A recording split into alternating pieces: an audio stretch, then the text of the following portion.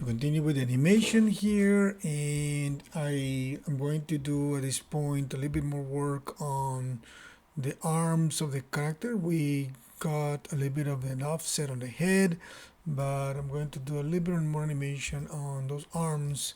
Right now we just have the, um, the shoulders and the elbows animating, although they are a little bit rigid, but I'm going to animate the hands first, and then we're gonna kind of relax them a little bit.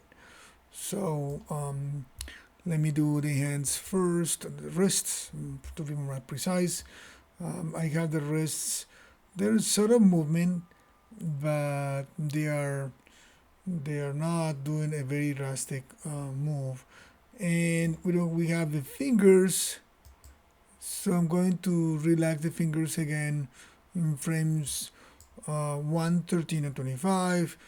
I'm gonna just change here my spread. I'm gonna just tighten my hand here over here, and then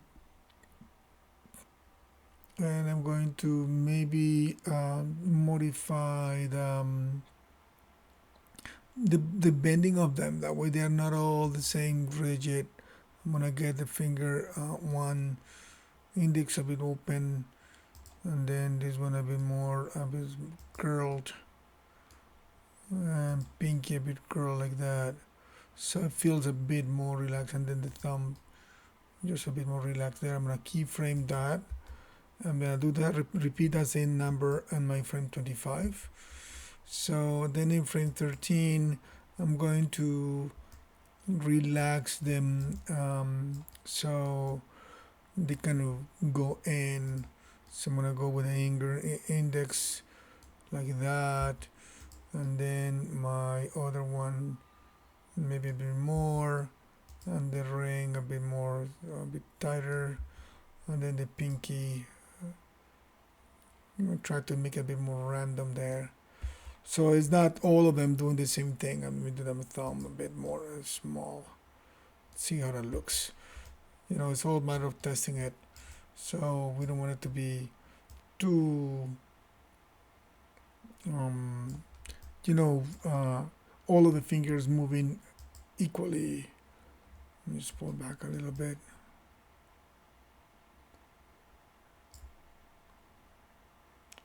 So they are doing okay. Your hands are kind of waving to the side. You decide if you want your fingers to show up like that or not, but I think that works for me. I'm gonna do the same thing on the other side. Let me just increment and save this before my computer crashes, and I'm gonna do the same thing on the other one. So on the other one, I'm looking fingers. I'm gonna just do frame 13 first. Actually, no, frame 1 and 25. So in this case, we said, and I can copy paste the keyframes from the other side if you want to. Maybe copy this one here, copy that keyframe, because the names should be fairly similar. I hope they are. So I'm gonna go and paste those numbers in frame 1. So I'm gonna paste that, and that took them because they have the same number, the same name. They work fine. I'm gonna keyframe that. I'm gonna keyframe that in 25. Then I'm gonna go to frame 1 on this other one. I'm gonna copy that keyframe. I'm gonna paste it on the other hand in frame 13. That way the hand does the same thing on both cases. It was copy pasting keyframes that saved me some time. So that helps a little bit with the hand. I'm pressing Alt 1 to get rid of my controllers. Yeah, you might decide if you want it to be more or not, but or less if you feel it's too much. I like your hands kind of going open to the side a bit more exaggerated. Now, that's all fine, and it works good. Oh, it goes well better. So I'm gonna, but it's not quite there yet. So I'm going to, before I do any offsets, because I have not done any offsets, and I'm going to do some offsets here to exaggerate, I'm going to help with the exaggeration of shoulders so that I can have a stronger look of those shoulders. So I'm going to grab actually the clavicle. We have not animated the clavicle at all. So I'm going to put the clavicle that goes back, I'm going to push it back a tiny bit more. So I'm going to just move it. So I'm going to give it a number here, translating Z. I'm going to just move it back. Let's say -5. That seems to be quite a lot, but that adds an exaggeration. And I'm going to actually see if I can rotate it in X a bit more. And I'm going to give it 12 in X. So I'm going to keyframe that. So I'm going to repeat that same keyframe in frame 25 because it's the same spot. And then in frame 13, I'm going to go to the other direction. So I'm going to go forward, meaning, let's say 5 positive. That's a bit too much there. So I'm going to say maybe is translated forward. I'm going to give it a 2. That's a little bit better. And the rotation, I'm going to keyframe that first. The rotation, I'm going to go just like maybe -6. See how that looks.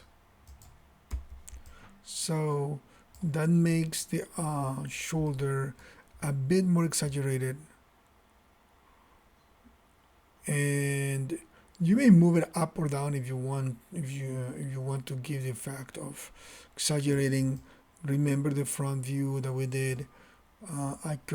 We said that when the right leg extended, the far back arm goes up, so I could actually move it up, translating Y a tiny bit. So that will add a bit more value to it, like that. So let me just give it maybe just a small amount, just 1, keyframe that, and then of course it'll be 1 on this one too. And then in frame 13, we're gonna bring it a tiny bit down, and say -1, tiny bit. So that way her shoulder helps with the same effect going up and down. So let me do the same thing for the other shoulder. So I'm going to say that when she was forward, rotation, let's start with the rotation, -6. So I'm gonna go on the opposite arm, forward rotation in X. Let's see if 6 works. This is actually -6, I think. So we'll just keyframe that. Let me just double check the other arm again.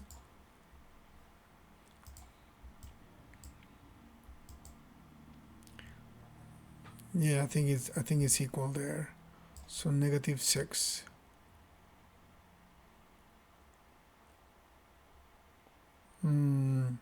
Maybe let me look at it from the side view just to confirm. That is the one that's already done. It's actually higher. So this one is the right arm is actually not correct. So I'm gonna correct it here. Let me split my screen in 2. So this is gonna be my side view, and this one's gonna be my perspective view here. And let me just double check my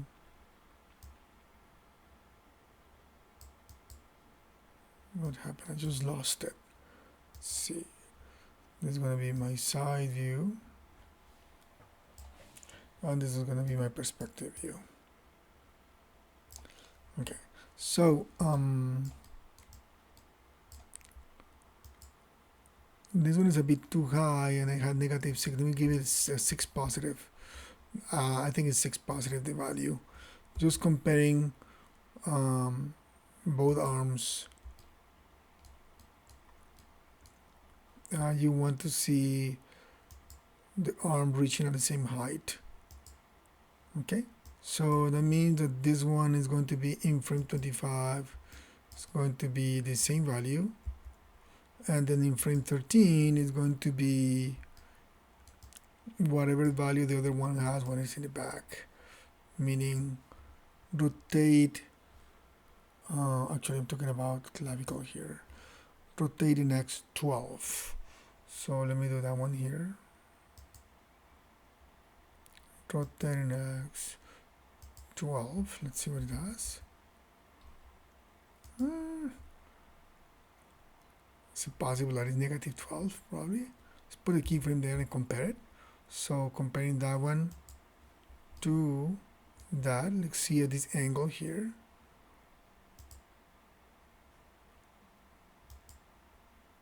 It looks similar.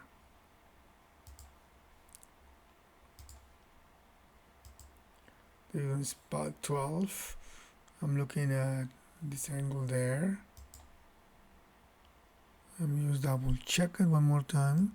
What happens if I put negative 12? No, definitely it's 12 positive. All right, I was always a little bit hesitant of the positives and the negatives there. So it's 12. So I'm going to go and mimic now my translate in Z. So my translate in Z, when it's forward is 2, when it's back is negative 5. So when it's forward is 2, and that repeats here, it's 2.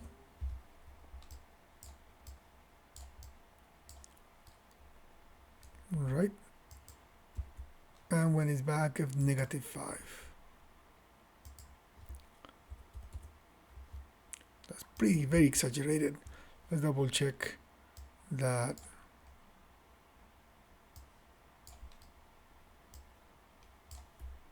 So the arm is very far back.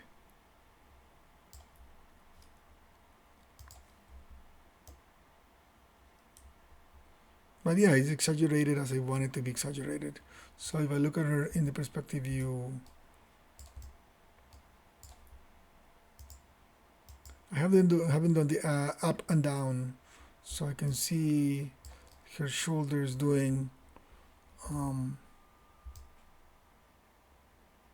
good amount of movement there. She's very dramatic in terms of movement, but I like that. She has a little bit of that kind of like go get it feel. So I'm gonna go and increment and save my file here, and I have still pending to do the up and down of the clavicle before we wrap it up with this video here. So we said that is the translate Y for the clavicle, and this one is 1 when it's in the back, and when it's front is negative 1. So that means when it's front, translate Y is negative 1. Keyframe that, and then same here, negative 1. And then when it's back is positive 1. Just small amount, but that adds to the feel.